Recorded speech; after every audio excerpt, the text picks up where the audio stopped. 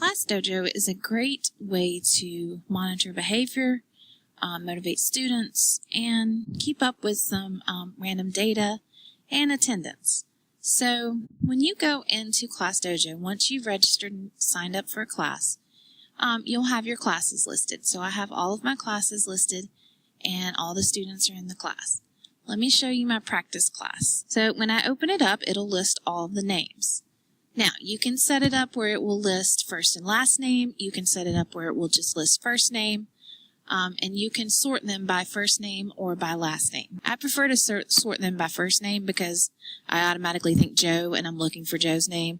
And I don't always think Smith and start looking for Smith. So it's easier for me to find them this way. As you can see, they have points.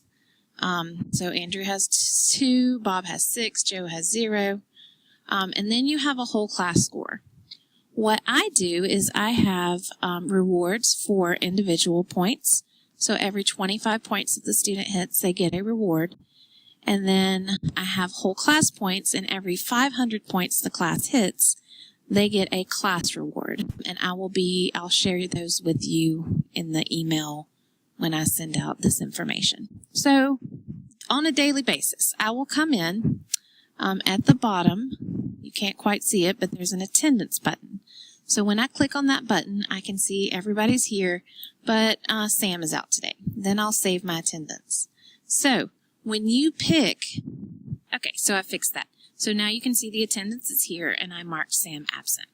So when I'm having class and I need things to be done, like reading paragraphs or having students come up and answer questions, or even just calling on students randomly, I'll click the random button, and it randomly sorts through the names, and it'll pick a student. So I'll get Sue to read a paragraph. I'll give her a point for participating, which is good. And then sometimes I'll let students pass. So sometimes I require them to do it because it is good for them to do things, but sometimes I'll let them pass. So if I want them to pass, then I'll just click the X, and it goes back out, and I can click random again. I also use random for, any number of things where I need to sort students randomly, pick students randomly, allow them to choose something, to do something. When I have a play that we do in class, I'll have them choose their parts, and I'll pick randomly for that. And that's very helpful for me to just be able to pick randomly. And then there's no favoritism, and I don't have to pick, and there's not kids yelling for me and all that fun stuff. So it really helps for that. You can also give multiple kids points. So when I do warm-ups, for instance, I'll select multiple, and then if Andrew and Joe and Sue answers, then I can give them all the same feedback at the same time.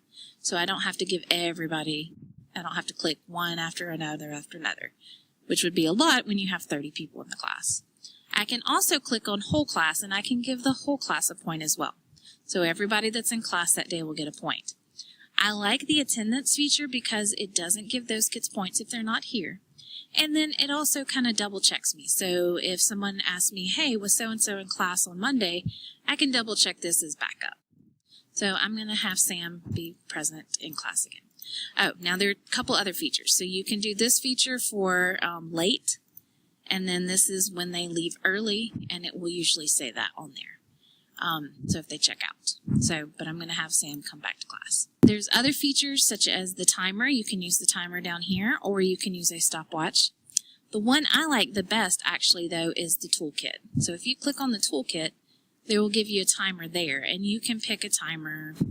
I typically do 5 minutes. It counts it down on the screen, very large, and then when it gets to the last 5 seconds, it turns red, and then it will sound an alarm at the end. And so that's really nice for the kids, just to be able to time management, and for me to have time management as well. And you can stop that anytime. There's also a random feature here if you don't want to give students a point for whatever it is that you're doing. I just like to give kids points for participating, so I rarely use this one because the other random works just fine for me. They have a group maker, and I have used this in the past. You select how many students you want per group, and then it will put those students in a group. And a cool feature with that is you can say, don't put Bob and Joe together because they always fight when they're together. So now when I choose to make a group, Bob and Joe will never be in a group together, which is a very nice feature, I think. Another thing with the toolkit is the noise meter. I've tried that with my students. They just try to make as much noise as possible, so I don't ever really use that one. You have the directions, so you could add directions on the board and then have that show up for them. There's Think, Pair, Share, and you can just pop up a question for the day and have them talk to each other. Today, just the date, and you could write some kind of announcement on there. And then they have a little music feature where you can play little music for the day if you'd like. If you don't like that music, you can change the station. My students usually find it distracting. They haven't really liked that feature, so I haven't used it that much as well.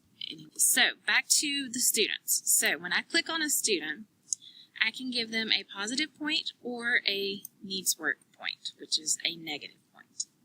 So these are the things that I use for positive points. Helping out. So I have students help me out, or they'll help other students out, and I'll give them a point for that. I'll give them a point for participating, doing their reading homework, because I can't really grade reading homework, so I give them points for that. And it's an honesty policy. Reading during warm-up, surprise student. If we have extra time at the end of class, I'll do random trivia or charades or Pictionary or something, and just have them playing with words and ideas and things, and so they'll get points for doing that. Also, I have classroom jobs, so every Friday I pay those students their paycheck, which is a point a day, so that's what this button is for. On the needs work, so I have a negative point for cell phone disruption, distracting to others, leaving the room with no pass. I have hall passes that they can use, so if they run out of hall passes, then they'll take a negative point for that. Missing needed supplies, not doing their warm-up, talking, disrupting, and you can customize these to fit whatever you need in your classroom. And good thing about this as well is that when you click on like distracting to others, the add note feature is up here at the top. So I can add a note for Bob about distracting to others. So I can say that he screamed, "Hey guys." I can't type. Hey guys. So that way, say mom calls and says, "What was Bob doing? Why was he being distracting?" I can tell her exactly what happened.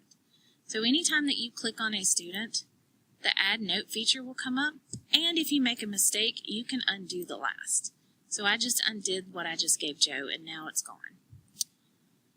When you click on view reports, you can see all of these things. So these students have earned all of these points this week in class. You can go by the week, you can go by the day, you can go by the month, you can even do a custom date range. Then you can scroll down and you can see all of this information. So this is all the points that you've given those students. You can also click on that student individually. So Bob has 7 positive points, 1 negative point this week.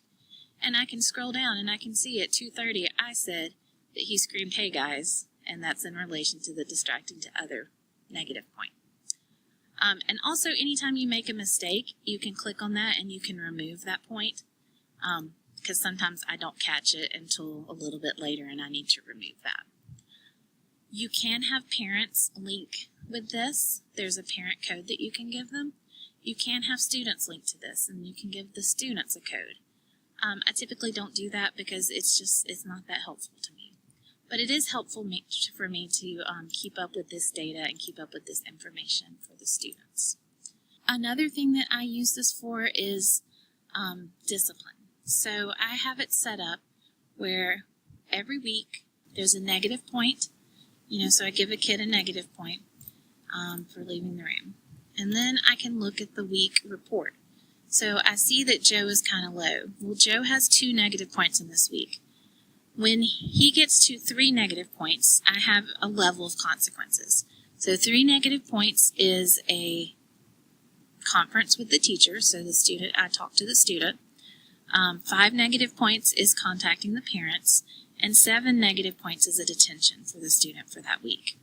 And it makes it very easy because you can just click on this week, or it automatically comes up and just shows you the points for this week. And you just click through the list and you can see everything that kid has earned positively and negatively for the week. You can also look at the entire year if you'd like to look at the entire year. That's easy for you to do. Also, if you ever need anything for data, you can just click print. Click on a student's name, it will print the report for that student. So it builds a PDF that you can print out that shows for all time, this is what that student has. It also shows the codes for the parents. But this is nice because it gives you, 4 times she's done this kind of stuff. Obviously, as the year goes on, you're going to have multiple things. In my classes, I have students that have 150 points at this point. But as the year goes on, you're able to do that. The big ideas is at the bottom as well. These are little cartoon kind of things. This guy's named Mojo, after Class Dojo. He's a Mojo monster. And they're all social and emotional learning videos. They tend to be very elementary, so I haven't used those with my students. But they could be useful to your students. They just haven't been useful to my students yet. And the monsters, yeah, it looks kiddish, but as long as your positive and negative feedback is appropriate for the student's age, it really does work. And honestly, they kind of like these guys. I can change them. If you go under settings, you can edit the class. And I can go in and I can change their guy to another little monster. And then you can find other things and upload them. And so I could change these to owls. I actually have my classes changed right now into, I have some classes that are Mario. I have some classes that are Minions. And I just found all this stuff online and uploaded it. And now it's set in here for eternity pretty much.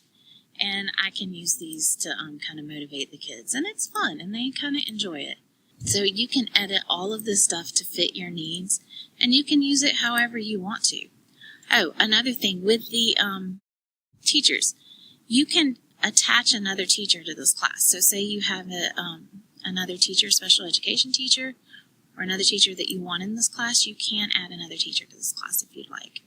I would not recommend doing that and sharing a class for multiple things, just because that would get a mess in middle school setting. Now, when you go to add a student, so let's see, edit class, and I'm going to add student. Start typing their name. So when you start typing their name, you're going to see some kids are already in the system. If they're already in the system, please pick that student and save. Don't make a new student, because that's going to already attach the parent. If the parent's attached, it's already going to keep the same student, and there's not going to be 17 of this student in the entire school. Another thing when you go back to your classes is that when you get to the end of the year and you want to finish the class, you click Finish Class. You're going to archive it if you're just done with it. But if they're leaving the school, so if they're in 8th grade and they're going to the high school, you would click Graduate Class. That removes them from the directory so that they're not in our list of students to choose from. And that's just kind of to keep it neater and nicer. And if you do want to post things for, the students and other people, parents to see, you won't be talking to them. Because there is a feature where you can add to the stories, which is like messaging, and you can add messages to each person. That's just Class Dojo in a nutshell. Hopefully that helped. And if you have any questions, let me know. I encourage you to sign up for Class Dojo and just kind of start playing around and see what you see.